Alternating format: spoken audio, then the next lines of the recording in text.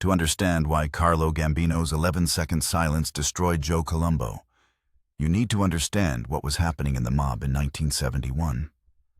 The families were under siege. The FBI had ramped up investigations after Appalachian. RICO laws were being developed. Wiretaps were everywhere. Bosses were getting indicted on tax evasion, extortion, drug trafficking. The pressure was intense. Most bosses dealt with this pressure by going deeper underground. They stopped using phones, stopped meeting in public, stopped doing anything that could attract attention. But Joe Colombo took the opposite approach. Joe believed the best defense was offense. If the mob went public, claimed they were being discriminated against, positioned themselves as victims of government overreach, maybe the FBI would back off. So in 1970, Joe Colombo founded the Italian-American Civil Rights League. The league held rallies, got media coverage, even convinced the FBI to stop using the word mafia in official documents. Joe became a celebrity. He appeared on TV, gave interviews, positioned himself as a civil rights leader. And for a while, it worked. The league had 45,000 members. Politicians supported it. The media covered it sympathetically. Joe thought he'd found a way to fight the government and win. But Carlo Gambino saw things differently. Carlo was the most powerful boss in America.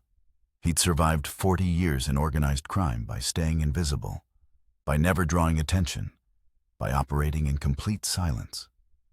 And Carlo believed Joe's publicity stunt was going to destroy all of them. Chapter 1.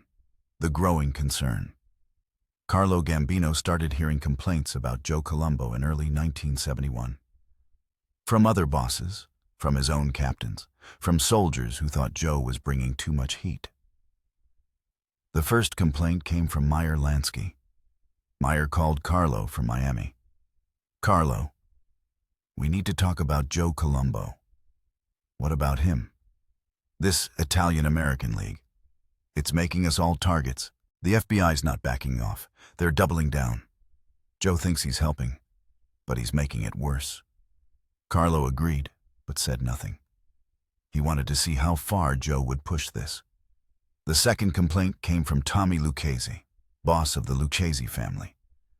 "Carlo, Joe's out of control. He's on TV. He's in the newspapers. He's telling everyone he's fighting for Italian Americans. But what he's really doing is confirming that the mafia exists, that we're organized, that we're a threat." Still, Carlo waited. The third complaint came from Jerry Catena, acting boss of the Genovese family. "Carlo, the commission needs to do something. Joe's rallies are bringing federal attention to all of us. Every time he holds an event, the FBI photographs everyone who attends. They're building files. They're connecting families. Joe's helping them do it." That's when Carlo decided to act. Chapter 2. The Meeting. March 8, 1971. Carlo called an emergency commission meeting. He invited the heads of all 5 New York families, plus representatives from Chicago, Detroit, and Philadelphia.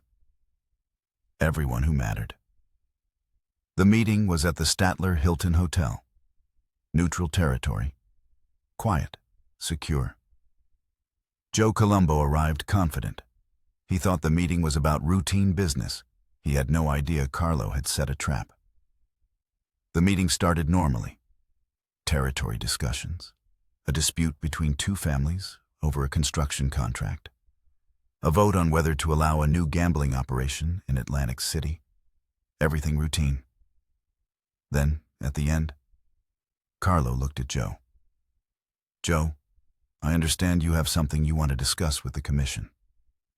Joe stood up. "Yes, thank you, Carlo." And Joe launched into his speech. About the Italian-American Civil Rights League. About fighting back against discrimination. About going public. Joe talked for 5 minutes. Passionate, animated. Convinced he was making a compelling case. When Joe finished, he looked around the table expectantly, waiting for support. Carlo Gambino said nothing. He just sat there, staring at Joe. The silence stretched. 5 seconds, 6 seconds, 7 seconds. Other bosses started shifting uncomfortably. Tommy Lucchese looked at the table. Jerry Katina studied his hands. Nobody wanted to meet Joe's eyes. 10 seconds, 11 seconds. Then Carlo spoke. One word, no. Joe's smile faded. Carlo, I think if you just hear me out. I've heard you out. The answer is no, but the League is working, the FBI. The FBI is building cases against all of us using your League as evidence. Every rally you hold, they photograph attendees. Every speech you give, they record it. Every politician you meet with, they investigate. You're not helping the commission. You're destroying it. Joe's voice rose. That's not true. We're fighting back. We're showing strength. You're showing weakness. Carlo's voice was cold. Real strength is silence. Real power is invisibility. You've made yourself a celebrity, and celebrities get destroyed. The commission doesn't operate in public. We operate in shadows. And you've turned on every light you could find. Joe looked around the table for support. Nobody met his eyes. Joe, sit down, Carlo said. The discussion is over. But Carlo, I'm asking the commission to vote. There will be no vote.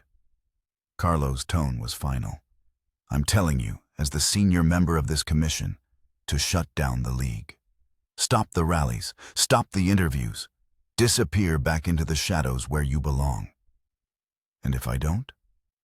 Carlo's 11-second silence returned. This time it was even more terrifying. Because everyone in that room understood what it meant. If Joe didn't comply, Carlo would remove him. Permanently. Finally, Jerry Katina spoke up. Joe, listen to Carlo. He's trying to help you. Joe's face was red with anger and humiliation. But he sat down. The meeting ended 10 minutes later. As everyone filed out, Carlo pulled Joe aside. Joe, I'm giving you 1 month. Shut down the League. Stop the public appearances. If you do that, we forget this conversation ever happened. And if I don't, then you're on your own. No commission protection, no family support. And when the inevitable happens, don't come crying to me. Joe walked out of that hotel, knowing Carlo had just declared war. Chapter 3. The Defiance. Joe Colombo ignored Carlo's warning. In fact, Joe doubled down. 2 weeks after the commission meeting, Joe announced the Italian-American Unity Day rally. June 28, 1971, Columbus Circle in Manhattan. Expected attendance, 50,000 people. Joe promoted it everywhere. TV appearances, radio interviews, newspaper ads. Joe was going to make this the biggest event in the League's history. And he was going to show Carlo Gambino that he couldn't be intimidated. Carlo heard about the rally and made a decision. Joe had to be stopped, not killed. That would be too obvious. But removed from power, made an example of. Carlo reached out to a man named Joseph Iacovelli, a capo in the Colombo family who'd been passed over when Joe became boss. Iacovelli hated Joe, thought Joe was reckless, thought Joe's publicity stunts were going to get them all arrested. Carlo made Iacovelli an offer. You remove Joe, make it look like someone else did it. And when Joe's gone, you become acting boss. With the commission's blessing. Iacovelli agreed. He hired a shooter, a small-time criminal named Jerome Johnson, who had no connections to the mob. Johnson would be the perfect patsy. Shoot Joe, get killed by Joe's bodyguards, take the blame, and nobody would ever know the commission was involved. Chapter 4. Unity Day. June 28, 1971. Columbus Circle. Over 50,000 people showed up for Italian-American Unity Day. Politicians gave speeches, singers performed, food vendors sold Italian sausages and pasta. And Joe Colombo stood on the stage, basking in the attention. At 11:15 a.m., Jerome Johnson approached the stage. He was dressed as a photographer. camera around his neck, press credentials. Nobody stopped him. Johnson got within 10 feet of Joe Colombo. Then he pulled out a gun and fired 3 times. 2 bullets hit Joe in the head, 1 in the neck. Joe collapsed. His bodyguards immediately killed Jerome Johnson, shot him 7 times. Johnson died on the spot. Joe Colombo was rushed to the hospital. He survived. But barely. The bullets had caused massive brain damage.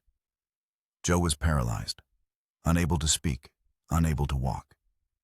He lived for 7 more years, in a hospital bed, fed through a tube, before dying in 1978 at age 54. The official story was that Jerome Johnson was a lone gunman, a mentally unstable man with a grudge against Italian Americans.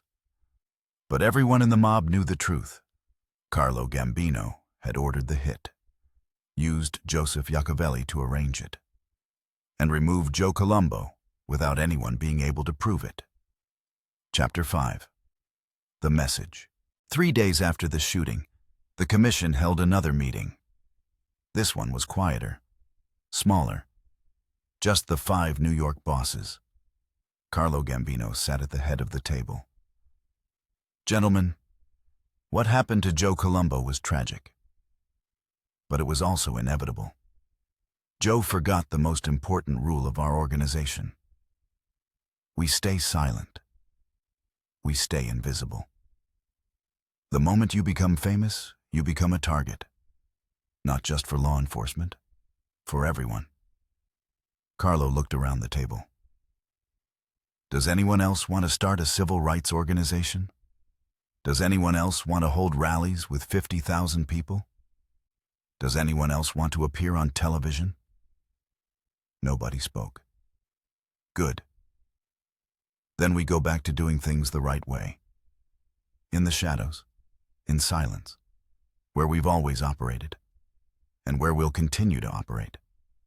Long after men like Joe Colombo are forgotten. The meeting ended. And every boss in America understood the lesson.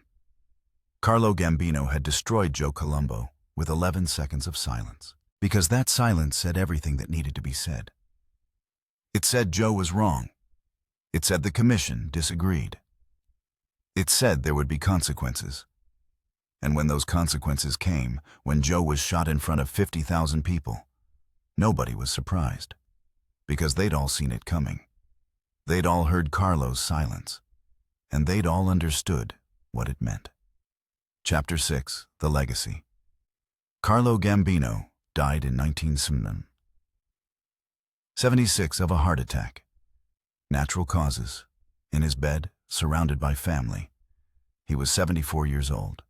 He'd never been convicted of a major crime, never spent significant time in prison, never faced the kind of prosecution that destroyed other bosses, because Carlo understood what Joe Colombo never learned. Silence is power. Invisibility is strength. The moment you step into the light, you die. Joe Colombo thought publicity would protect him, thought going public would make the government back off, thought 50,000 supporters at a rally meant he was untouchable, but all it did was make him a target. For the FBI, for rival families, for his own boss. And Carlo Gambino, the quietest boss in American history, destroyed him. With 11 seconds of silence and 1 word. No. Years later, FBI agents who'd investigated the Colombo shooting admitted they suspected Carlo Gambino was involved. But they could never prove it. Because Carlo had left no trail, no phone calls, no meetings, no evidence. Just silence.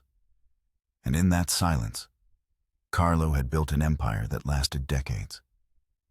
While Joe Colombo, the man who couldn't stop talking, lasted less than a year. The commission meeting on March 8, 1971, became legendary. Not because of Joe's speech, but because of Carlo's response. 11 seconds of silence. Then 1 word. No. That was all it took. To condemn a man. To send a message. To prove that in the mob, The quietest voice is often the most powerful. Joe Colombo challenged Carlo Gambino with a public relations campaign. Carlo destroyed Joe with silence, and every boss who came after learned the same lesson. Stay quiet, stay invisible, and you might survive. Get loud, get famous, and Carlo Gambino's ghost will find you.